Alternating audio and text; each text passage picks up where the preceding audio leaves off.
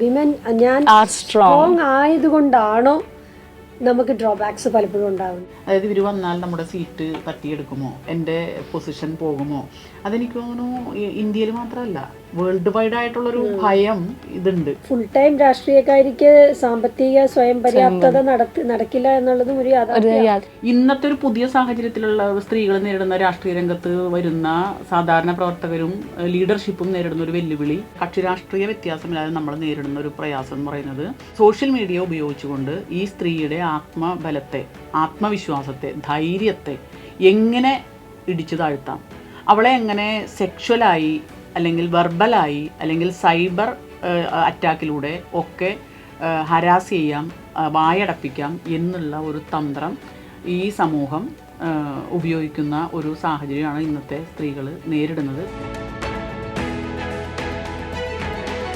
അത് world wide സൊസൈറ്റിയിൽ നമുക്ക് ഒരു ഇനിക്വാളിറ്റി നേരിടുന്ന ഒരു വിഭാഗമാണ്, അല്ലെങ്കിൽ ഡിസ്ക്രിമിനേഷൻ നേരിടുന്ന ഒരു വിഭാഗമാണ് സ്ത്രീകളും അതുപോലെ തന്നെ മറ്റ് ട്രാൻസ്ജെൻഡേഴ്സും ഒക്കെ.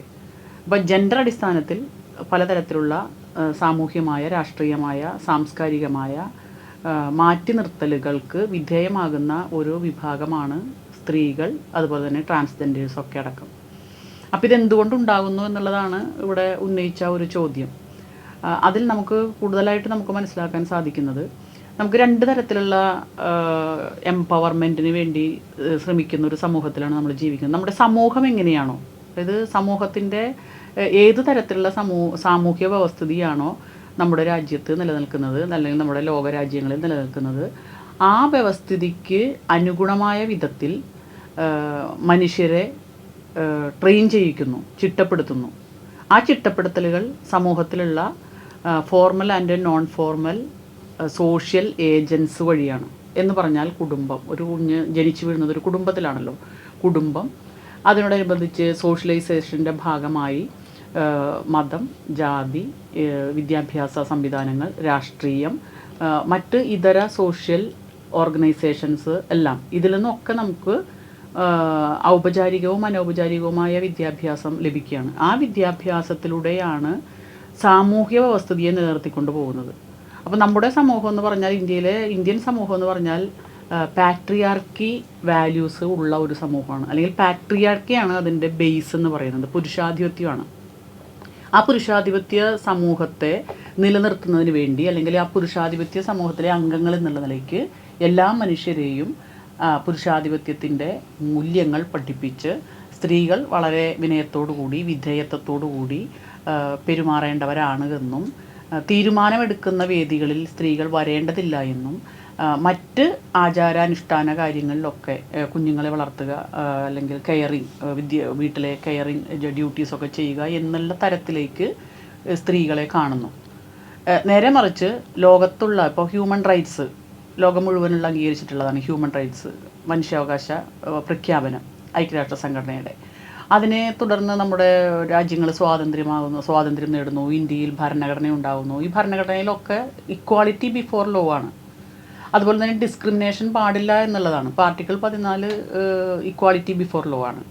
ആർട്ടിക്കിൾ 15 സെക്സ്, അല്ലെങ്കിൽ സെക്സ്, അതുപോലെ ജിയോഗ്രഫിക്കൽ ഡിഫറൻസ്, ഇതിൻ്റെയൊക്കെ അടിസ്ഥാനത്തിൽ ഡിസ്ക്രിമിനേഷൻ പാടില്ല എന്നുള്ളതാണ്.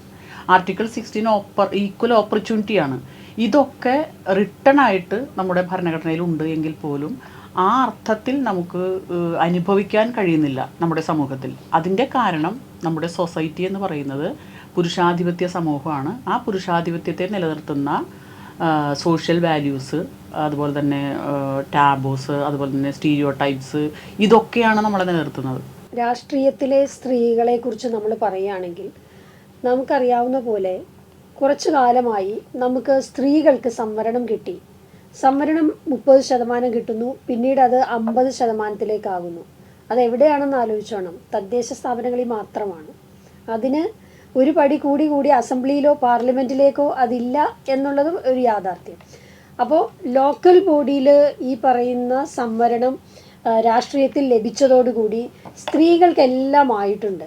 സ്ത്രീകൾക്ക് വരാൻ വലിയ അവസരങ്ങളാണല്ലോ ഉള്ളത് എന്ന് പറയുന്ന ഒരു പുരുഷ മേധാവിത്വത്തിൻ്റെ ശബ്ദമാണ് എല്ലാ രാഷ്ട്രീയ പാർട്ടിയിലും ഉള്ളതെന്നാണ് ഞാൻ മനസ്സിലാക്കുന്നത്. അപ്പോൾ ഇപ്പോൾ ഈ 30%, 50% സംവരണം ഉള്ളത് കൊണ്ട് ഇപ്പോൾ തദ്ദേശ സ്ഥാപനങ്ങളിൽ ചെയർമാൻമാർക്ക് വരാം, മേയർമാർക്ക് വരാം, അതുപോലുള്ള പഞ്ചായത്ത് പ്രസിഡന്റ്മാർക്ക് വരാം. അപ്പം സ്ത്രീ ശാക്തീകരണമായല്ലോ എന്നുള്ളതാണ് പറയുന്നത്. പക്ഷേ യഥാർത്ഥത്തിൽ എന്താണ് ഇവരെ തീരുമാനിക്കുന്നത് പോലും? ഇപ്പോൾ ഈ തദ്ദേശ സ്ഥാപനങ്ങളിലെ കാൻഡിഡേറ്റ്സിനെ തീരുമാനിക്കുന്നത്, അല്ലെങ്കിൽ അതിനുശേഷം വരുന്ന തെരഞ്ഞെടുപ്പിനെ നിയന്ത്രിക്കുന്നത് എല്ലാം പുരുഷന്മാർ തന്നെയാണ്. ആ നിയന്ത്രണം എന്ന് പറയുന്ന ഒരു നയരൂപീകരണ വേദിയിലേക്ക്, അതിൻ്റെ മോണിറ്ററിങ് അല്ലെങ്കിൽ അത് കൺട്രോൾ ചെയ്യുന്ന, നിയന്ത്രിക്കുന്ന ഒരു വേദിയിലേക്ക് സ്ത്രീകൾ എത്തുന്ന, സംഘടനാപരമായി എത്തുന്ന, നമുക്ക് മത്സരിക്കാൻ വേണ്ടി ഇപ്പോൾ ഇവിടെ BJPയും CPMൻ്റെയും പ്രതിനിധിയുണ്ട്. നമുക്ക് തമ്മിൽ മത്സരിക്കാൻ വേണ്ടി നമുക്ക് പല ഉദാഹരണങ്ങൾ പറയാൻ കഴിയും. ഇന്ത്യയിൽ സ്ത്രീകൾക്ക്, ഭാരതത്തിൽ സ്ത്രീകൾക്ക് വലിയ പ്രാതിനിധ്യം കൊടുക്കുന്ന ഒരു രാജ്യമാണെന്ന് നമുക്ക് പറയാം. അല്ലെങ്കിൽ നമ്മുടെ ഭരണഘടനയിൽ ഇപ്പോൾ ഷൈൻ ടീച്ചർ പറഞ്ഞ പോലെ നമുക്ക് ഈക്വാലിറ്റി ബിഫോർ ലോ ഉണ്ടല്ലോ എന്ന് പറയാം. അതെല്ലാം ഉണ്ട്, അതെല്ലാം എഴുതി വെച്ചിട്ടുണ്ട്. ഇതെല്ലാ രാഷ്ട്രീയ പാർട്ടികളും സ്ത്രീ ശാക്തീകരണം എന്നത് ഒരു തെരഞ്ഞെടുപ്പ് വിഷയമായി തന്നെ അവതരിപ്പിക്കുന്നുണ്ട്. എനിക്ക് തോന്നുന്നു നമ്മുടെ 3 രാഷ്ട്രീയ പ്രസ്ഥാനങ്ങളിലും സ്ത്രീ ശാക്തീകരണം എന്ന് പറഞ്ഞാൽ ഒരു തെരഞ്ഞെടുപ്പ് വിഷയമാണ്, അജണ്ടയാണ്. അപ്പോൾ നമ്മളുടെ പ്രകടന പത്രികകളിൽ സ്ത്രീ ശാക്തീകരണത്തിന് വേണ്ടി ഇന്നിൻ്റെ കാര്യങ്ങൾ ചെയ്യുന്നു എന്ന് പറയുന്നുണ്ട്. ഇത് പറയാൻ വേണ്ടിയുള്ള ഒരു കാരണത്തിനപ്പുറമായി സ്ത്രീ ശാക്തീകരണം രാഷ്ട്രീയത്തിൽ കൃത്യമായി നടക്കുന്നില്ല എന്നുള്ളതാണ് ഇപ്പോഴത്തെ സാഹചര്യം. അതിന് കാരണങ്ങൾ ധാരാളമുണ്ട്. ഇപ്പം ഷൈൻ ടീച്ചർ അതിൻ്റെ ഒരു എന്താ പറയുക, അതിൻ്റെ ഒരു ചരിത്രപരമായ കാര്യങ്ങൾ ഉൾപ്പെടെ പറഞ്ഞു. എന്തുകൊണ്ടാണ് അങ്ങനെ സംഭവിക്കുന്നത്, നമ്മുടെ സൊസൈറ്റിയിൽ എന്തുകൊണ്ടാണ് ഇങ്ങനെയൊക്കെ നിലനിൽക്കുന്നത്, പാട്രിയാർക്കൽ സൊസൈറ്റിയാണ്, ഇതൊക്കെ ശരിയാണ്. പക്ഷെ അതിൽ നിന്നൊരു മാറ്റം കൊണ്ടുവരാൻ ഇപ്പോഴും കഴിഞ്ഞിട്ടില്ല എന്നുള്ളത് ഒരു യാഥാർത്ഥ്യം തന്നെയാണ്. അത് മാറണമെന്നുണ്ടെങ്കിൽ ബോധപൂർവമായ ഒരു ശ്രമം ഇത് നിയന്ത്രിക്കുന്ന പുരുഷന്മാർക്ക് തന്നെ ഉണ്ടാവണം. എങ്കിൽ മാത്രമേ അതിൻ്റെ അകത്ത് ബോധപൂർവമായ ഒരു മാറ്റം ഉണ്ടാവുള്ളൂ. അപ്പോൾ എങ്ങനെയാണ് മാറ്റം ഉണ്ടാവേണ്ടത്? ഇപ്പോൾ ചില രാഷ്ട്രീയ പാർട്ടിയിലെ ഒട്ടുമിക്ക നേതാക്കളും പറയും ഇപ്രാവശ്യം സ്ത്രീകൾക്ക് കൂടുതൽ പ്രാതിനിധ്യം കൊടുക്കും, സ്ത്രീകൾക്ക് കൂടുതൽ സീറ്റുകൾ ലഭ്യമാക്കുമെന്നൊക്കെ പറയുമ്പോഴും ഇത് ലഭ്യമാക്കുന്നത് അവരുടെ നിയന്ത്രണത്തിൽ ഉള്ള സ്ത്രീകൾക്കാണോ, അതോ ഏറ്റവും നന്നായി പ്രവർത്തിക്കുന്ന, മെറിറ്റ് അനുസരിച്ചുള്ള പ്രവർത്തിച്ചുകൊണ്ടിരിക്കുന്ന സ്ത്രീകൾക്കാണോ എന്നുള്ളത് വലിയൊരു ചർച്ചാ വിഷയമാണ്. എനിക്ക് തോന്നുന്നു നിങ്ങൾക്കും അതിനെക്കുറിച്ച് പറയാനുണ്ടാവും എന്നാണ് ഞാൻ കരുതുന്നത്. സ്റ്റേറ്റ് അസംബ്ലിയിൽ തന്നെ നമുക്ക് 11-12 ആൾക്കാരാണ് നമുക്കുള്ളത് സ്ത്രീകളായിട്ട് വരുന്നത്. പക്ഷേ നമ്മുടെ കേരള പോപ്പുലേഷനിൽ പകുതിയിൽ കൂടുതൽ സ്ത്രീകളാണ്. അപ്പോൾ how poorly we are represented എന്നുള്ളൊരു ക്വസ്റ്റ്യനാണ് അവിടെ വരുന്നത്. അപ്പോൾ ഒന്ന് ആലോചിച്ച് നോക്കിക്കഴിഞ്ഞാൽ എന്തുകൊണ്ട് ഇത് വരുന്നു? അപ്പോൾ നമ്മൾ സംസാരിച്ച് വരുമ്പോൾ നമ്മളത് പറഞ്ഞു, എന്താ പറയുക, 50% ആ ഒരു ഇത് ഇൻക്രീസ് ചെയ്തപ്പോൾ സ്ത്രീകൾ വരുന്നു. ഇത്തവണ 52% സ്ത്രീകളാണ് വന്നിരിക്കുന്നത് എന്നൊക്കെ നമുക്ക് അറിയാം. പക്ഷേ എന്തുകൊണ്ട് അതൊരു സ്റ്റേറ്റ് ലെവലിലേക്ക് അല്ലെങ്കിൽ ഡിസിഷൻ മേക്കിംഗ് പൊസിഷൻസിലേക്ക് വരുന്നില്ല? എനിക്ക് തോന്നുന്നൊരു ഒരു പോയിന്റ് എന്താണെന്ന് വെച്ച് കഴിഞ്ഞാൽ, ഇപ്പോഴും സ്ത്രീകൾ മുന്നോട്ട് വരാൻ അവർക്ക് അതിനുള്ള ചാൻസ് കിട്ടുന്നില്ല, അല്ലെങ്കിൽ ഒരു സൊസൈറ്റൽ എക്കോസിസ്റ്റം ഇല്ല സ്ത്രീകൾക്ക് ഇപ്പോഴും പൊളിറ്റിക്സിലേക്ക് വരാൻ എന്ന് ഞാൻ വിശ്വസിക്കുന്നു. അതിന് റെസ്പോൺസിബിൾ ആയിട്ടുള്ളത് നമ്മുടെ സൊസൈറ്റൽ തോട്ട്സ് ആണ്, പാട്രിയാർക്കൽ തോട്ട്സ്. നമ്മൾ പറഞ്ഞൊരു ഒരു തോട്ട്സ് പറയാം. പിന്നെ എനിക്ക് തോന്നുന്നു നമ്മുടെ ഒരു പൊളിറ്റിക്കൽ സിസ്റ്റം ഇപ്പോൾ ഇപ്പോൾ as A 21-year-old young girl എനിക്ക് പറയാനുള്ളത് എന്ന് വെച്ച് കഴിഞ്ഞാൽ, നമ്മൾ ഒരു സ്ത്രീ മുന്നോട്ട് വരാൻ പൊളിറ്റിക്സിലേക്ക് മുന്നോട്ട് വരാൻ ആഗ്രഹിക്കുമ്പോൾ അവർ ആലോചിക്കുന്ന പല കാര്യങ്ങളുണ്ട്. ഞാൻ ബേസിക് ലെവലിൽ നിന്ന് നമുക്ക് പറയുകയാണെങ്കിൽ, നമ്മൾ മുന്നോട്ട് വരുമ്പോൾ ലോ ആൻഡ് ഓർഡർ പ്രശ്നമുണ്ട്. നമ്മളില്ല, വിമൻ ആർ വെരി സേഫ് എന്നൊക്കെ നമുക്ക് പറയാം. അല്ലെങ്കിൽ എന്താ പറയുക, ഒരു IT മേഖലയിൽ ഒരു സ്ത്രീ ജോലിക്ക് പോകുന്നത് പോലെയല്ല ഒരു പൊളിറ്റിക്സിലേക്ക് ഒരു സ്ത്രീ ഇറങ്ങുന്നതെന്നുള്ളതാണ് ഒരു സൊസൈറ്റൽ വ്യൂ. അതിന് പല കാരണങ്ങളുണ്ട്. ഏറ്റവും ഇമ്പോർട്ടൻ്റ് പ്രശ്നമാണ് ലോ ആൻഡ് ഓർഡർ പ്രശ്നം. ഇപ്പോൾ ഈവൻ നമ്മൾ പൊളിറ്റിക്കൽ റാലീസ് പല തവണയും ഇലക്ഷൻ്റെ ഭാഗങ്ങളായിട്ട് അല്ലെങ്കിൽ ഓരോ ഭാഗങ്ങളായിട്ട് ഉണ്ടാവാറുണ്ട്.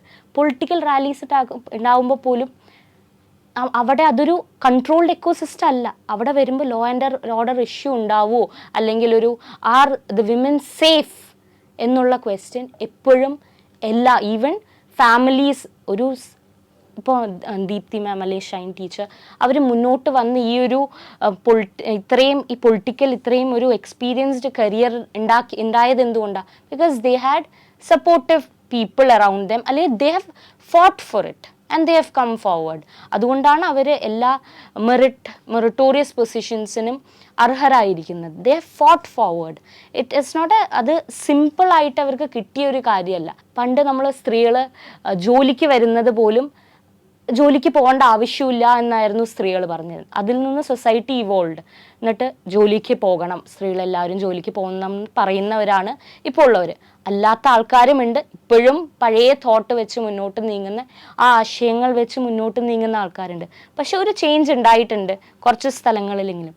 അതുപോലെ തന്നെയാണ് ഈ ഒരു പൊളിറ്റിക്സ് എന്നുള്ളൊരു വ്യൂവിലും സ്ത്രീകൾ മുന്നോട്ട് വരണമെന്ന് പറയണം. നമ്മൾ പൊളിറ്റിക്കൽ പാർട്ടീസായിട്ടത് അജണ്ട വയ്ക്കാറുണ്ട്, അതിനെക്കുറിച്ച് പറയാറുണ്ട്. പക്ഷെ എത്രത്തോളം വരുന്നുണ്ടോ എന്നുള്ളതാണ്, ആ പൊസിഷൻ ഓഫ് പവേഴ്സിലേക്ക് എത്തുന്നുണ്ടോ എന്നുള്ളതാണ് എനിക്ക് തോന്നുന്ന ഒരു ഇമ്പോർട്ടൻറ്റ് ക്വസ്റ്റ്യൻ ആയിട്ടുള്ളത്. വിമൻ ഷുഡ് ബി സ്ട്രോങ് എന്നാണ് നമ്മളെല്ലാവരും സാധാരണ പറയുന്നത്. പക്ഷേ എനിക്ക് ചില സമയത്ത് തോന്നിയിട്ടുള്ളത് വിമൻ ഞാൻ സ്ട്രോങ് ആയതുകൊണ്ടാണോ നമുക്ക് ഡ്രോബാക്സ് പലപ്പോഴും ഉണ്ടാകുന്നത് എന്ന് എനിക്ക് തോന്നിയിട്ടുണ്ട്. നമ്മൾ സ്ട്രോങ് ആയതുകൊണ്ടാണോ? കാരണം എന്താ, ഇപ്പോൾ എനിക്ക് തോന്നുന്നു ഇപ്പോൾ പറഞ്ഞതിൻ്റെ ഒരു ഇതെന്ന് പറയുന്നത് ഓരോരുത്തരുടെയും കൺട്രോളിൽ കൈക്കുമ്പിളിൽ നിൽക്കുന്ന ആളുകൾക്കായിരിക്കാം ഒരു പക്ഷേ കൂടുതൽ പ്രൊമോഷൻ കിട്ടുന്നത് എന്ന് വെച്ചാൽ ഒതുങ്ങി നിൽക്കുന്നത്. സ്ത്രീ അങ്ങനെ ആവണമെന്നാണല്ലോ. ഞാൻ പറയുന്നില്ല, പക്ഷെ അങ്ങനെ ആകണം എന്നാണല്ലോ ഇപ്പോഴും ഉള്ള കൺസെപ്റ്റ്. ഞങ്ങൾ പറയും, ഞങ്ങൾ ഡിക്റ്റേറ്റ് ചെയ്യും, യു ഷുഡ് ഒബേ എന്നുള്ള ഒരു നയമാണ് പൊതുവേ ഉള്ളത്. അപ്പോൾ നിങ്ങൾ ഡിക്റ്റേറ്റ് ചെയ്യുമ്പോൾ നിങ്ങൾ ഡിക്റ്റേറ്റ് ചെയ്യുന്നത് ഇത് ശരിയല്ല എന്ന് പറയുന്ന ഒരു സ്ട്രോങ് വുമൺ ആയിരിക്കും. ആ സ്ട്രോങ് വുമൺ ഇപ്പോഴും സർവൈവൽ ഇല്ല എന്നാണ് എൻ്റെ ഒരു തോന്നൽ. അതെ, അവർ അങ്ങനെയുള്ള സാഹചര്യമുണ്ട്. അതായത് ഈ ഏത് കാര്യത്തിനും സർവൈവ് ചെയ്യുക എന്ന് പറഞ്ഞാൽ നിലനിൽക്കുന്ന സാമൂഹ്യ വ്യവസ്ഥിതിക്കും നോംസിനും എതിരായിട്ടായിരിക്കും സ്ത്രീയാവട്ടെ പുരുഷനാവട്ടെ പ്രതികരിക്കുക. അങ്ങനെ പ്രതികരിക്കുന്നവർക്ക് എല്ലായിടത്തും ഈ പ്രതിസന്ധി നേരിടുന്നുണ്ട്. പക്ഷെ വിമൺ ആവുമ്പോൾ അത് കൂടുതലായിട്ടുള്ള പ്രശ്നം നേരിടുന്നു എന്നുള്ളത് ഒരു റിയാലിറ്റിയാണ്. അതായത് അവരങ്ങനെ ഉയർന്നു വരേണ്ടവരല്ല, അവരങ്ങനെ രാഷ്ട്രീയത്തിൽ ലീഡർഷിപ്പിലേക്ക് വരേണ്ടതല്ല എന്നുള്ള ഒരു അബോധ മനസ്സിൽ കിടക്കുന്ന ഒരു പ്രശ്നമുണ്ട് സമൂഹത്തിൽ. അത് ഇംപ്ലിമെന്റ് ചെയ്യാനായിട്ട് പുരുഷാധിപത്യ സമൂഹത്തിൽ സാധ്യത പുരുഷന്മാർക്കാണ് എന്നുള്ളത് കൊണ്ടാണ് ഈ പ്രശ്നം അതെ അതെ. അതായത് സ്ത്രീകൾ, ഐശ്വര്യ സംസാരിച്ചോട്ടെ ഞാൻ? അതായത് സ്ത്രീകൾ കുറെ കൂടി ഫോർവേഡായിട്ട് രാഷ്ട്രീയത്തിലേക്ക് വരുന്നതിനെ ഭയപ്പെടുന്ന പുരുഷന്മാർ ധാരാളമുണ്ട്. അതെല്ലാ രാഷ്ട്രീയ പ്രസ്ഥാനത്തിലുണ്ട്. അതായത് ഇവർ വന്നാൽ നമ്മുടെ സീറ്റ് തട്ടിയെടുക്കുമോ, എൻ്റെ പൊസിഷൻ പോകുമോ, അതെനിക്ക് തോന്നുന്നു ഇന്ത്യയിൽ മാത്രമല്ല വേൾഡ് വൈഡ് ആയിട്ടുള്ളൊരു ഭയം ഇതുണ്ട്. അപ്പോൾ അതിനെ നമ്മൾ എങ്ങനെയാണ് ഓവർകം ചെയ്യുക? ഇപ്പോൾ ഐശ്വര്യ സൂചിപ്പിച്ചു, നമുക്ക് നിയമമുണ്ട്. അതുപോലെ തന്നെ രാജീവ് ഗാന്ധിയുടെ കാലത്താണ് 1992 1972-73 ഭരണഘടനാ ഭേദഗതി വരുന്നത്. നമുക്ക് എന്താ പറയുക, 1/3 സീറ്റ് ലോക്കൽ ബോഡീസിൽ വേണം എന്ന് പറയുന്നത്. ഇതൊക്കെ നിയമമാണ്, കോൺസ്റ്റിറ്റ്യൂഷനിൽ ആയിട്ടുള്ള നമുക്ക് സെക്യൂരിറ്റി ഉണ്ട്, നിയമങ്ങളൊക്കെ ഉണ്ട്. പക്ഷേ ഈ നിയമത്തെ നമ്മുടെ സമൂഹം ആക്സെപ്റ്റ് ചെയ്യുകയും അത് ഇംപ്ലിമെൻ്റ് ചെയ്യുകയും ചെയ്യണം എന്നുള്ളതാണ് പ്രശ്നം. അവിടെയാണ് നമുക്ക് കൂടുതൽ മുന്നോട്ട് വരാൻ സാധിക്കുകയുള്ളൂ. അപ്പോൾ അതിൻ്റെ ഭാഗമായി നമ്മൾ ഈ നിയമനിർമ്മാണം കൊണ്ടുവരുന്നു. ഇപ്പോൾ കേരളത്തിലാണെങ്കിൽ 87, കേരളത്തിൽ വലിയ വ്യത്യാസമുണ്ട് കേട്ടോ.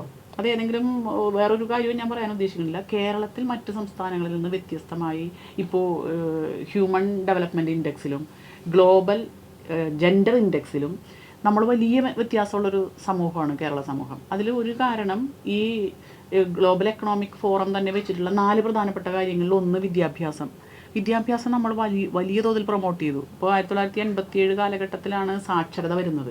ഈ സാക്ഷരത വന്നതിൻ്റെ 2 ഗുണം സ്ത്രീകൾക്ക് കിട്ടിയത്, ഒന്ന് അവർക്ക് വായന, ലിറ്ററസി വന്നു. അതുകൂടാതെ ഈ പഠിപ്പിക്കാൻ പോകുന്ന സ്ത്രീകളുണ്ടല്ലോ, സാധാരണ ഗ്രാമീണരായിട്ടുള്ള സ്ത്രീകൾ, സാധാരണ സ്ത്രീകൾ ആ കാലഘട്ടത്തിൽ അവർ ഇതിൻ്റെ ഒരു ലീഡർഷിപ്പിലേക്ക് വന്നു എന്നുള്ളതാണ്. അതിൻ്റെ ഭാഗമായി ഇപ്പോൾ ഒരു സ്ത്രീക്ക് വിദ്യാഭ്യാസം ലഭിക്കുക എന്ന് പറഞ്ഞാൽ മഹാത്മാഗാന്ധിയാണ് സൂചിപ്പിച്ചിട്ടുള്ളത്, ഒരു സ്ത്രീക്ക് വിദ്യാഭ്യാസം ഒരു കുടുംബത്തിൽ കൊടുത്തിട്ടുണ്ടെങ്കിൽ ആ കുടുംബത്തിനാണ് ആ വിദ്യാഭ്യാസം കിട്ടുന്നത്, സൊസൈറ്റിക്കാണ് കിട്ടുന്നത്. അപ്പോൾ ആ ഒരു വ്യത്യാസം സമൂഹത്തിലുണ്ടായിരുന്നു. അവിടെ നിന്നാണ് നമ്മൾ ജനറൽ എഡ്യൂക്കേഷനിലാണെങ്കിലും ഇപ്പോൾ ഉന്നത വിദ്യാഭ്യാസ മേഖലയിലാണെങ്കിലും സ്ത്രീകളുടെ ഒരു പങ്കാളിത്തം നമുക്ക് താരതമ്യേന കൂടുതലാണ്. 2 ഹെൽത്ത് സെക്ടർ, ഈ സ്ത്രീക്ക് വിദ്യാഭ്യാസം കിട്ടിയത് കൊണ്ട് തന്നെയാണ് ഹെൽത്ത് സെക്ടറിൽ മാറ്റം ഉണ്ടായത്. ശുചിത്വം അല്ലെങ്കിൽ കുട്ടിയുടെ പ്രത്യേക പരിഗണന, കുട്ടികൾക്ക് കൊടുക്കേണ്ട ഇഞ്ചക്ഷൻസ്, ഇങ്ങനെയുള്ള സാധനങ്ങൾക്കൊക്കെ അവരുടെ വിദ്യാഭ്യാസം, ഇതിലൊക്കെ ഈ സ്ത്രീ വിദ്യാഭ്യാസം ഉള്ളതായതുകൊണ്ട് തന്നെ വലിയ മാറ്റം ഉണ്ടാകുന്നു. 2 ഇക്കണോമിക് പാർട്ടിസിപ്പേഷൻ നമ്മൾ ആഗ്രഹിക്കുന്നത് ഇതിൽ കേരളത്തിലും ഇപ്പോൾ ആയിട്ടില്ല. കാരണം എന്നാലും ബെറ്ററാണ്, 24.5% ഒക്കെ വന്നിട്ടുണ്ട്. അപ്പോൾ ഇവിടെ അത് കഴിഞ്ഞിട്ട് നമുക്കുണ്ടായ നേട്ടം എന്താ? നമുക്കുണ്ടായ നേട്ടം ഈ പൊളിറ്റിക്കൽ എംപവർമെൻ്റ് ആണ്. അതായത് നിയമമുണ്ട്, രാജ്യത്ത് നിയമമുണ്ട്. ആ നിയമം ഇംപ്ലിമെൻറ്റ് ചെയ്യാൻ 1996-97 അല്ലേ, ആ കാലഘട്ടത്തിലാണ് 1/3 സംവരണം നമ്മൾ കേരള സംസ്ഥാനത്ത് ഇംപ്ലിമെൻറ്റ് ചെയ്യുന്നത്. അവിടെ നിന്ന് നമ്മൾ വീണ്ടും അതിൽ ക്ലോസ് ഒക്കെ കൊടുത്തു. അല്ലെങ്കിൽ ഈ പറഞ്ഞ ശ്രീമതി ദീപ്തി പറഞ്ഞ പോലത്തെ പ്രശ്നം നമ്മൾ അവിടെ നേരിടും. കാരണം അവിടെ ക്ലോസ് കൊടുത്തത് എന്താ? ഇങ്ങനെ 1/3 വിജയിച്ച് വരുന്ന സ്ത്രീകൾക്ക് അതിൻ്റെ സ്റ്റാൻഡിംഗ് കമ്മിറ്റി ചെയർമാൻമാർ അല്ലെങ്കിൽ ചെയർമാൻ, പഞ്ചായത്ത് പ്രസിഡന്റ്, മേയർ, ഈ സ്ഥാനങ്ങളിലൊക്കെ 1/3 വേണം എന്നുകൂടി വെച്ചു. പിന്നെയാണ് 2010 കാലഘട്ടത്തിൽ 50% വരുന്നത്. അവിടെയും ഈ ക്ലോസ് വെച്ചു. അതുകൊണ്ട് ഇപ്പോൾ മുനിസിപ്പാലിറ്റി, നിങ്ങളുടെ സ്റ്റാൻഡിംഗ് കമ്മിറ്റി എത്രയുണ്ട്? നമ്മുടെ സ്റ്റാൻഡിംഗ് കമ്മിറ്റിയിൽ എണ്ണത്തില് പിന്നെ അതിലധികം കിട്ടും. അപ്പൊ അല്ല, ഞാൻ പറയുന്നത് എന്താണെന്നറിയാമോ? കംപ്ലീറ്റ് ചെയ്യാം. അപ്പോൾ അതൊക്കെ കിട്ടാനുള്ള കാരണം നിയമമുണ്ടല്ലോ എന്ന് പറഞ്ഞിട്ട് കാര്യമില്ല. ആ നിയമത്തെ പ്രയോഗിക്കാൻ എല്ലാ രാഷ്ട്രീയ പാർട്ടികളും തയ്യാറാവണം, അത് നടപ്പിലാക്കണം. അതിനുള്ളൊരു സ്റ്റിമുലേറ്റിംഗ് പവറായി ഓരോ പൊളിറ്റിക്കൽ പാർട്ടീസിലുമുള്ള സ്ത്രീകൾ, ലീഡർഷിപ്പിലുള്ളവർ, അതിൻ്റെ ആക്ടിവിസ്റ്റുകളായിട്ടുള്ളവർ, അവർ ഇതിനൊരു പ്രഷറൈസ് ചെയ്താൽ മാത്രമേ ഈ നിയമം നമുക്ക് അനുകൂലമായ രീതിയിൽ വരുള്ളൂ. ആ മാറ്റമാണ് കേരളത്തിലുണ്ടായത്. അതുപോലെ തന്നെ ഈ വ്യാപകമായ രീതിയിൽ ഇപ്പോൾ ഗ്രാസ് റൂട്ട് ലെവലിൽ നമുക്ക് കുടുംബശ്രീ പ്രസ്ഥാനം, ഇത് വലിയ വേൾഡ് ലെവലിൽ ചർച്ച ചെയ്യുന്നതാണ്. സ്ത്രീകളുടെ ശാക്തീകരണം, വിമൺ എംപവർമെൻറ്റിന് ഏറ്റവും ഉദാഹരണമായി കാണിക്കുന്നതാണ്. ഏതാണ്ട് 45.5 ലക്ഷത്തോളം അംഗങ്ങളുണ്ട് ഇല്ലേ അതിനകത്ത്. 3 ലക്ഷത്തോളം അയൽക്കൂട്ടങ്ങളുണ്ട്. അപ്പോൾ ഇതിൽ നിന്നൊക്കെ സ്ത്രീകൾക്ക് കിട്ടുന്ന സാമ്പത്തിക ശാക്തീകരണം, അവർക്ക് കിട്ടുന്ന ആശയപരമായ ശാക്തീകരണം, അതുപോലെ ഇപ്രാവശ്യത്തെ ലോക്കൽ ബോഡി ഇലക്ഷനിൽ നമ്മൾ ശ്രദ്ധിച്ചൊരു കാര്യം, അതായത് ഏതാണ്ട് 46% സ്ത്രീകളും മത്സര രംഗത്തേക്ക് വന്നിട്ടുള്ളത് കുടുംബശ്രീയുമായി ബന്ധപ്പെട്ടിട്ടുള്ളതാണ്. ഏതാണ്ട് 291 സ്ത്രീകൾ ഹരിതകർമ്മസേനയിൽ നിന്ന് എലക്റ്റായിട്ട് വന്നിട്ടുള്ളവരാണ്. അപ്പോൾ ഇതൊക്കെ നമുക്ക് വലിയൊരു എന്താ പറയുക, സ്ത്രീകളെ എംപവർ ചെയ്യിക്കുക, പൊളിറ്റിക്കലി എംപവർ ചെയ്യിക്കുക എന്നുള്ളത് പ്രയോഗതലത്തിൽ നടത്തിയ ഒരു സംസ്ഥാനം എന്നുള്ള നിലയ്ക്ക് നമുക്ക് അതിലൊരു മേൽക്കൈ ഉണ്ട് എന്നുള്ളതാണ്. അതിൻ്റെ അകത്ത് എനിക്കൊരു ചെറിയൊരു കാര്യം പറയാനുള്ളത്, ഈ വിദ്യാഭ്യാസ രംഗത്തും നമ്മുടെ ആരോഗ്യ രംഗത്തും അവിടെയൊക്കെ കേരളം വളരെ മുന്നിലാണ് എന്നുള്ളത് ഒരു ചരിത്രപരമായ കാര്യമാണ്. അതൊരു പുതിയൊരു കാര്യമൊന്നുമല്ല, കേരളം മുന്നിലാണ്. അതിന് നിരവധി കാരണങ്ങളുണ്ട്. തുടക്കം മുതൽ തന്നെ കേരളത്തിൻ്റെ ഒരു ചരിത്രം പരിശോധിച്ചാൽ തുടക്കം മുതൽ തന്നെ ഉണ്ടായിട്ടുള്ള ഈവൻ ഇൻവേഷൻ പോലും, ബ്രിട്ടീഷ് ഇൻവേഷൻ അല്ലെങ്കിൽ ഫോറിൻ ഇൻവേഷൻസ് വലിയ മാറ്റങ്ങളുണ്ട്. ഇവിടെ സ്കൂളുകളുടെ വിദ്യാഭ്യാസ സ്ഥാപനങ്ങൾ സ്ഥാപിക്കുന്നത്, ആശുപത്രികൾ സ്ഥാപിക്കുന്നത്, അതിനോടൊപ്പം തന്നെ ഈ വിദ്യാഭ്യാസ സ്ഥാപനങ്ങൾ ഇപ്പോൾ മഹാരാജാവിൻ്റെ കാലം മുതൽ തന്നെ വിദ്യാഭ്യാസ രംഗത്ത് കേരളം വളരെ മുന്നിലാണ്, മഹാരാജാക്കന്മാരിരിക്കുന്ന ആ കാലഘട്ടം മുതൽ തന്നെ. അപ്പോൾ അന്നു മുതൽ ഉണ്ടായ ആ ഒരു വലിയ ഒരു മുന്നേറ്റം അത് കീപ്പ് ചെയ്തു പോയി. ഇപ്പോൾ തന്നെ നമുക്ക് ടീച്ചേഴ്സ് ഏറ്റവും അധികം ഉള്ളത് കേരളത്തിലാണ്, അല്ലെങ്കിൽ ആരോഗ്യ രംഗത്ത് ഉള്ളത് കേരളത്തിൽ നിന്നാണ്. നേഴ്സ് എന്ന് പറയുമ്പോൾ വിദേശ രാജ്യത്ത് എന്നാലും നേഴ്സ് എന്ന് പറയുമ്പോൾ കേരളത്തിലെ ഒരു മലയാളി നേഴ്സ് എന്നുള്ളതാണ്. അധ്യാപകരും അതുപോലെ തന്നെ. അതൊക്കെ ശരിയാണ്. അതെല്ലാം അത് ചരിത്രപരമായി കേരളത്തിൽ അങ്ങനെ ഒരു വലിയ മുന്നേറ്റമുണ്ട്.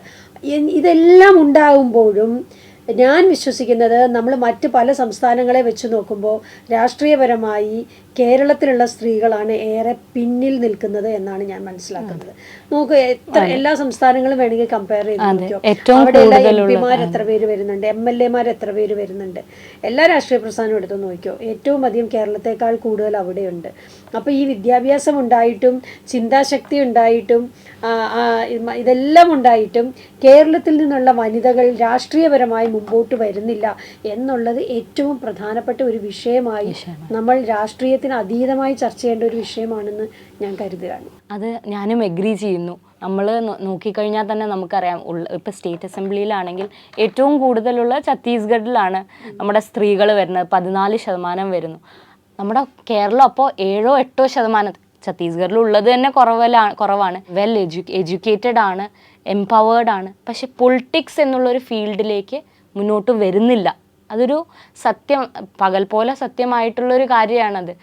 അതിനുള്ള മെയിൻ കാരണങ്ങൾ എനിക്ക് തോന്നുന്നു, ഒരു കാര്യം എന്ന് വെച്ച് കഴിഞ്ഞാൽ, ഒരു പൊളിറ്റിക്കൽ ഒരു എലക്ഷൻ ആയാലും, അല്ലെങ്കിൽ എലക്ഷനിലാണെങ്കിൽ എലക്ഷൻ്റെ കാര്യം പറയുകയാണെങ്കിൽ, അതിൽ നമ്മൾ ഫിനാൻസ് ചെയ്യുമ്പോൾ ഒരു നമ്മുടെ പാട്രിയാർക്കൽ സൊസൈറ്റി ആയതുകൊണ്ട്, അല്ലെങ്കിൽ മെയിൽ ഡോമിനേറ്റഡ് സൊസൈറ്റി ആയതുകൊണ്ട് തന്നെ ഒരു കുടുംബത്തിൽ പോലും, അല്ലെങ്കിൽ അത് തന്നെയാണ് പൊളിറ്റിക്കൽ പാർട്ടീസിൻ്റെ അകത്തുള്ള കാര്യം എന്ന് വിചാരിക്കുന്നു, ഫിനാൻസ് ഡിസിഷൻസ് എടുക്കുന്നത്. നമ്മൾ ഫിനാൻഷ്യൽ ഇൻഡിപെൻഡൻ്റ് ആണ്, നമ്മൾ പൈസ ഉണ്ടാക്കുന്നുണ്ടെങ്കിലും ഫിനാൻസ് കുടുംബത്തിലുള്ളത് എങ്ങനെ യൂസ് ചെയ്യണമെന്ന് ഇന്നും മെജോറിറ്റി കുടുംബങ്ങളിൽ ആണുങ്ങൾ തന്നെയാണ് തീരുമാനിക്കുന്നത്. നമ്മൾ റോൾ മോഡൽസിനെ കണ്ടിട്ടാണ് മുന്നോട്ട് നീങ്ങുന്നത് എപ്പോഴും.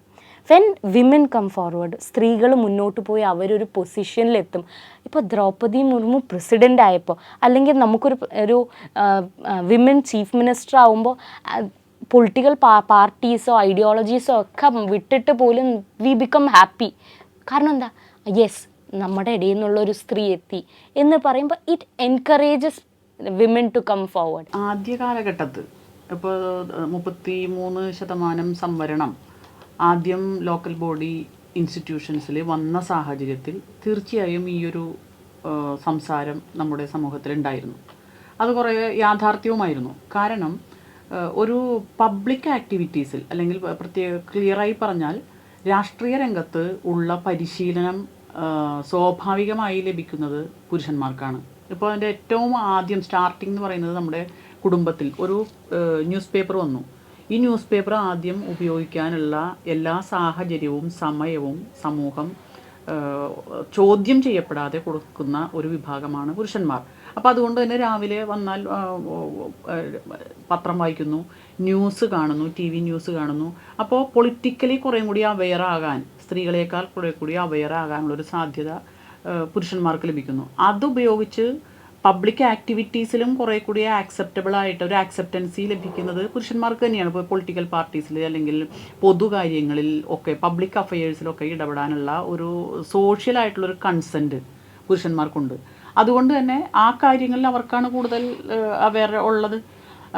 പക്ഷേ സ്ത്രീകൾക്ക് സ്ത്രീകൾ ഇങ്ങനെ ചെല്ലേണ്ടതാണ്, ഇത് കൈകാര്യം ചെയ്യേണ്ടതാണ് എന്ന് നിയമം മൂലം ഒരു സാധ്യത സ്ത്രീകൾക്ക് ലഭിച്ചപ്പോൾ, രാഷ്ട്രീയ രംഗത്ത് ലഭിച്ചപ്പോൾ അവരത് ഏറ്റെടുക്കുകയും ആ സാഹചര്യത്തിൻ്റെ സമ്മർദ്ദം മൂലം ഏറ്റെടുക്കുകയും പിന്നീട് ഞങ്ങൾ കൂടി ഇത് ചെയ്യേണ്ടതാണ്, പ്രാദേശിക തലത്തിൽ തീരുമാനങ്ങൾ എടുക്കുമ്പോൾ ഞങ്ങൾക്ക് കൂടി ആ തീരുമാനം എടുക്കാനുള്ള ഒരു അവസരമാണ് രാഷ്ട്രീയമായി നിയമം മൂലം ലഭിച്ചിട്ടുള്ളത് എന്നുള്ളൊരു ബോധ്യം പിന്നീട് കടന്നു വന്ന സ്ത്രീകൾക്ക് ലഭിച്ചു. അതുകൊണ്ടാണ് ഇപ്പോൾ നോക്കൂ, 50% സ്ത്രീകൾ നിയമപരമായിട്ടുണ്ട്. പക്ഷേ 50%-ലേറെ സ്ത്രീകൾ ഇന്ന് തിരഞ്ഞെടുക്കപ്പെട്ടിട്ടുണ്ട്. ജനറൽ സീറ്റിൽ പോലും സ്ത്രീകൾ മത്സരിച്ചാൽ സമൂഹം അവരെ ആക്സെപ്റ്റ് ചെയ്യുന്നു. കാരണം കുറേ കൂടി മെച്ചപ്പെട്ട രീതിയിൽ ജനങ്ങളുമായി ഇൻറ്ററാക്ട് ചെയ്ത് അവരുടെ ജെനുവിനായിട്ടുള്ള കാര്യങ്ങൾ കണ്ടെത്തി കുറേ കൂടി എന്താ പറയുക, അഴിമതിരഹിതമായി സ്ത്രീകൾ ഈ പൊളിറ്റിക്സ്, ഈ ഇൻസ്റ്റിറ്റ്യൂഷൻസ് കൈകാര്യം ചെയ്യും എന്നുള്ളൊരു വിശ്വാസം സമൂഹത്തിന് ലഭിച്ചിട്ടുണ്ട്.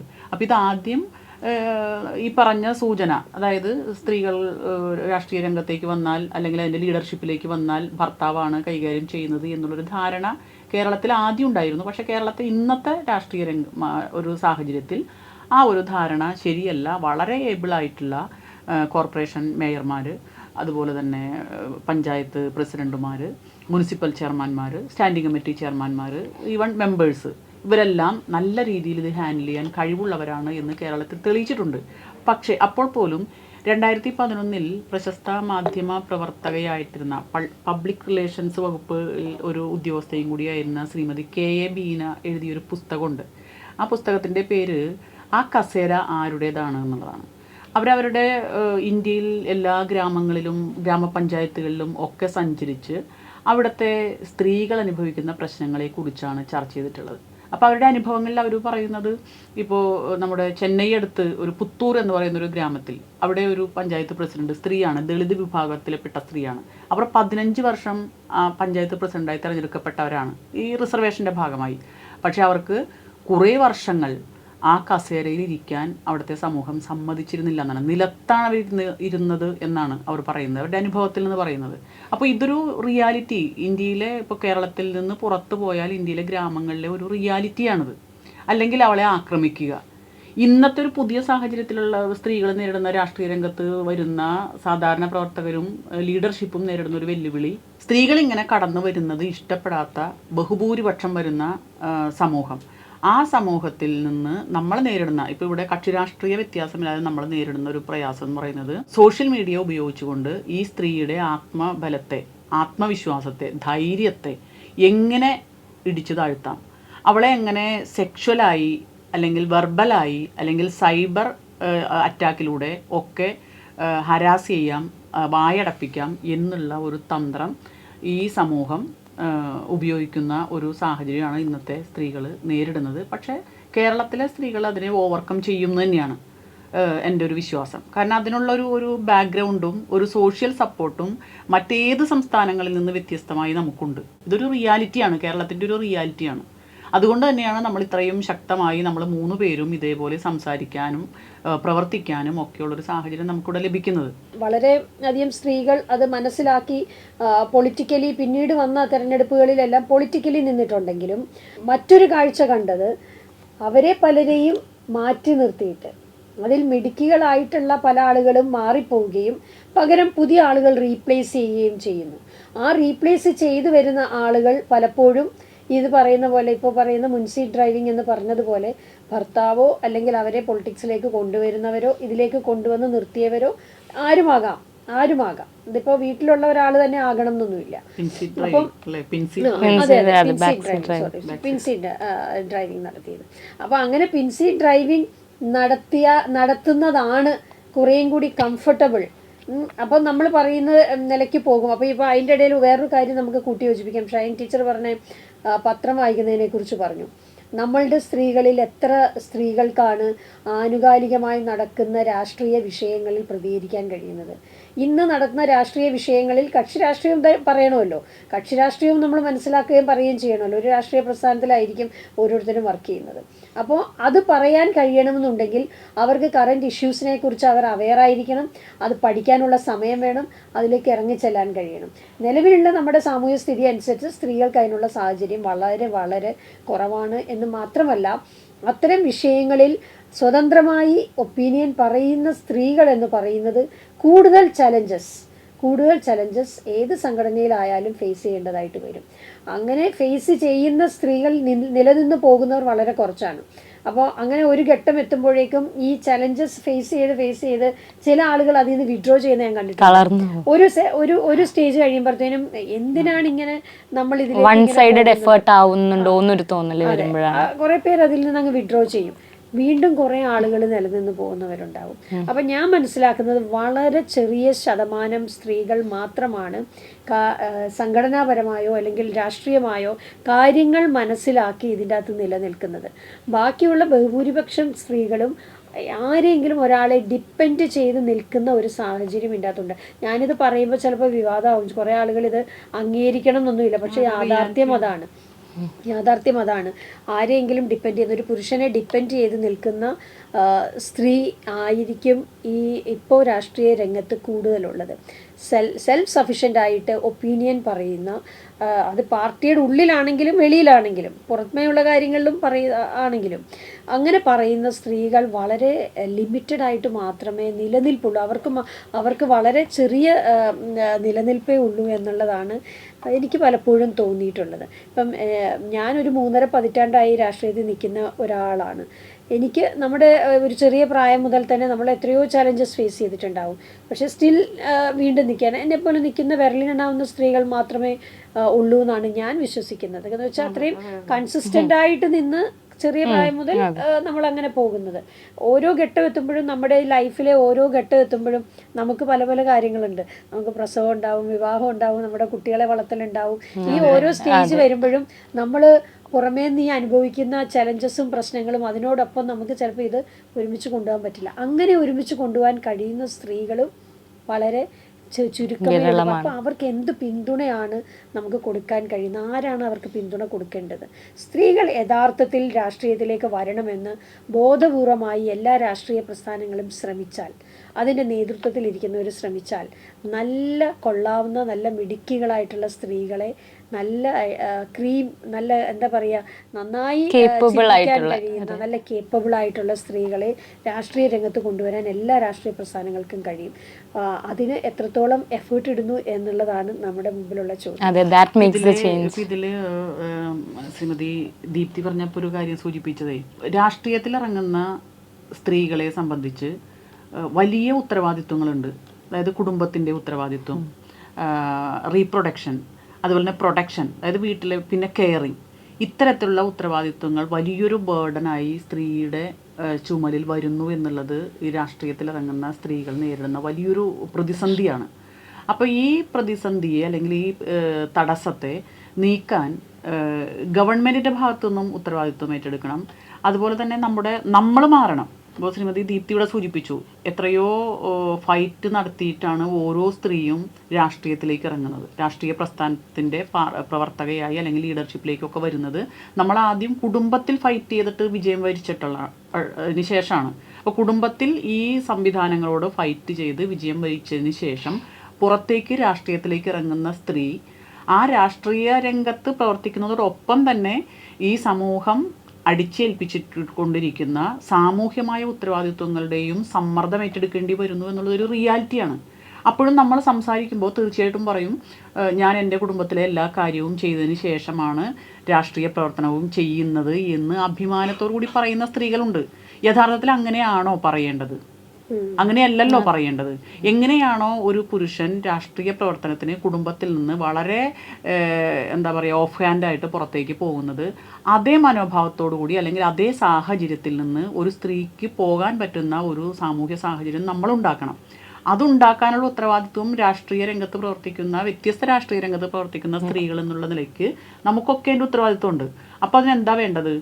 കുടുംബത്തിനകത്തെ ഉത്തരവാദിത്വങ്ങൾ എല്ലാവർക്കും ഉത്തരവാദിത്തപ്പെട്ടതാണെന്ന്. ഇപ്പോൾ പ്രൊഡക്ഷൻ, റീപ്രൊഡക്ഷൻ, കെയറിങ്, ഇതെല്ലാം കുടുംബത്തിലുള്ള എല്ലാവരുടെയും ഉത്തരവാദിത്വമാണ് എന്നുള്ളൊരു ബോധ്യത്തിലേക്ക് നമ്മുടെ കുടുംബാംഗങ്ങളെ പരിവർത്തിപ്പിക്കുകയും അങ്ങനെ അവിടെ നിന്ന് ഞാനിങ്ങനെ കുറച്ച് കംഫർട്ടബിളായിട്ടാണ് വരുന്നത് എന്ന് സ്ത്രീക്ക് പറയാൻ കഴിയണം. അല്ലാതെ ഞാൻ കൺവെൻഷനലായി എല്ലാ കാര്യങ്ങളൊക്കെ എൻ്റെ ഡ്യൂട്ടി വീട്ടിലുള്ളത് ചെയ്തിട്ടാണ് ഞാൻ വരുന്നത് എന്ന് പറയുമ്പോഴാണ് ശ്രീമതി ദീപ്തി ഇവിടെ പറഞ്ഞ പ്രശ്നം ഉണ്ടാകുന്നത്. എന്ത്? കറണ്ട് അഫയേഴ്സ് അവൾക്കറിയില്ല, പൊളിറ്റിക്കലായിട്ടുള്ളൊരു മാഗസിൻ വായിക്കാൻ സാധിക്കുന്നില്ല, ഒരു എക്സ്ട്രാ റീഡിങ്ങിനുള്ള സമയമില്ല. അപ്പോൾ ഇങ്ങനെയൊന്നുമില്ലാതെ ഒരു സ്ത്രീ പൊളിറ്റിക്കൽ ഫീൽഡിലേക്ക് വന്നു കഴിയുമ്പോൾ അവളെ അണ്ടർ എസ്റ്റിമേറ്റ് ചെയ്യും. അവൾക്കൊന്നും അറിയില്ല, ഞാൻ തന്നെ പറഞ്ഞാലേ ശരിയാവുള്ളൂ. അപ്പോൾ അത് തിരുത്താനുള്ള ഒരു എന്താ പറയുക, ഒരു പൊളിറ്റിക്കൽ റെസ്പോൺസിബിലിറ്റി, ഒരു സോഷ്യൽ റെസ്പോൺസിബിലിറ്റി രാഷ്ട്രീയ രംഗത്ത് വന്നിട്ടുള്ള സ്ത്രീകൾ എടുക്കണം. പ്ലസ് ഇങ്ങനെ വരുമ്പോൾ ആര് ഇത് ഏറ്റെടുക്കും? ഈ സമൂഹത്തെ, കുടുംബത്തെ ഒക്കെ കെയർ ചെയ്യാനുള്ള ഉത്തരവാദിത്വം ആരേറ്റെടുക്കും? അവിടെ സ്റ്റേറ്റ് തീർച്ചയായിട്ടും അതിൻ്റെ ഉത്തരവാദിത്വത്തിലേക്ക് വരണം എന്നാണ് ഞാൻ അഭിപ്രായപ്പെടുന്നത്. രാഷ്ട്രീയ പ്രവർത്തക എന്നുള്ള നിലയ്ക്ക് കുട്ടികളെ നോക്കുന്ന, പ്രസവത്തോടനുബന്ധിച്ചിട്ടുള്ള പ്രശ്നങ്ങൾ, ഓൾഡ് ഏജ്ഡ് ആയിട്ടുള്ള നമ്മുടെ പാരൻസിനെ കെയർ ചെയ്യുന്ന കാര്യങ്ങൾ, ഇതിനൊക്കെ ഗവൺമെൻറ്റൽ ആയിട്ടുള്ള ഒരു ഹെൽപ്പും അതിന് വേണ്ടിയിട്ടുള്ള ഇൻസ്റ്റിറ്റ്യൂഷനും ഉണ്ടാവണം. എങ്കിൽ മാത്രമേ സ്ത്രീക്ക് വളരെ പ്രബുദ്ധതയോടുകൂടി രാഷ്ട്രീയത്തെ കൈകാര്യം ചെയ്യാൻ സാധിക്കുകയുള്ളൂ. ഫുൾ ടൈം രാഷ്ട്രീയക്കാരിക്ക് സാമ്പത്തിക സ്വയം പര്യാപ്തത നടക്കില്ല എന്നുള്ളതും ഒരു യാഥാർത്ഥ്യമാണ്. ഒന്ന് ആലോചിച്ച് നോക്കിയേ, ഒരു ഫുൾ ടൈം നമ്മളൊരു സംഘടനാ പ്രവർത്തകയാണെങ്കിൽ നമ്മൾ എങ്ങനെയാണ് മറ്റൊരു ജോലിക്ക് നമുക്ക് വീട്ടിലത്തെ കാര്യങ്ങൾ നോക്കണം, ഫിനാൻഷ്യലി ആവണം. അപ്പൊ അത് ഈ പറഞ്ഞ പോലെ ഗവൺമെന്റ് തന്നെ അതിനൊരു പരിഹാരം കണ്ടെത്തണം. രാഷ്ട്രീയം എന്ന് പറയുന്നത് തീർച്ചയായും വ്യക്തിപരമല്ല. ഒരു വ്യക്തി രാഷ്ട്രീയത്തിൽ ഇടപെടുന്നത് സമൂഹത്തിൻ്റെ മെച്ചപ്പെട്ടൊരു മാറ്റത്തിന് വേണ്ടിയാണ് രാഷ്ട്രീയ പ്രവർത്തനത്തിലേക്ക് നമ്മൾ ഓരോരുത്തരും വ്യത്യസ്ത രാഷ്ട്രീയ പാർട്ടികൾ ഇടപെടുന്നത്. അങ്ങനെ വരാൻ തയ്യാറാകുന്ന സ്ത്രീകളെ കുറെ കൂടി പരിഗണിച്ചുകൊണ്ട് അവരുടെ സാമ്പത്തികവും രാഷ്ട്രീയവും സാമൂഹികവുമായ നീഡ്സ് കണ്ടെത്തി പ്രോത്സാഹിപ്പിക്കാനുള്ള ഒരു ഭരണഘടനാപരമായ അല്ലെങ്കിൽ ഭരണകൂടത്തിന് ചെയ്യേണ്ട ഉത്തരവാദിത്വങ്ങൾ ചെയ്യാനുള്ളൊരു സാധ്യത ഉണ്ടാക്കണം.